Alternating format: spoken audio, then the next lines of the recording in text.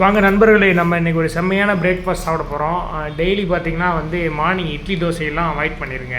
இப்போது மார்னிங் பார்த்திங்கன்னா ஹெல்த்தியான பிரேக்ஃபாஸ்ட்டு சாப்பிடுங்க. ஏன்னா மார்னிங் நீங்கள் இட்லி தோசை பூரி பொங்கல் இதெல்லாம் சாப்பிட்றதுனால அசிடிட்டி தான் உங்களுக்கு நிறையா வந்துடும்.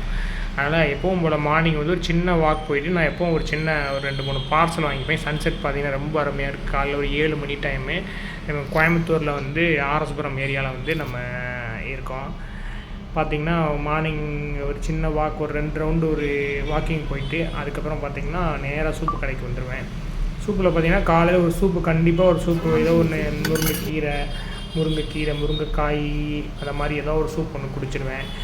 அதை குடிச்சிட்டு அதுக்கப்புறம் பார்த்திங்கன்னா இப்போ இன்றைக்கி நான் முருங்கைக்கீரை மேக்ஸிமம் முருங்கைக்கீரை குடிப்பேன். இல்லைன்னா தேங்காய் பால் குடிப்பேன். இல்லைன்னா ஏதோ ஒன்று ஒரு வெரைட்டியாக ஒரு சூப் குடிப்பேன். டீ காஃபியெல்லாம் அவாய்ட் பண்ணிடுவேன்.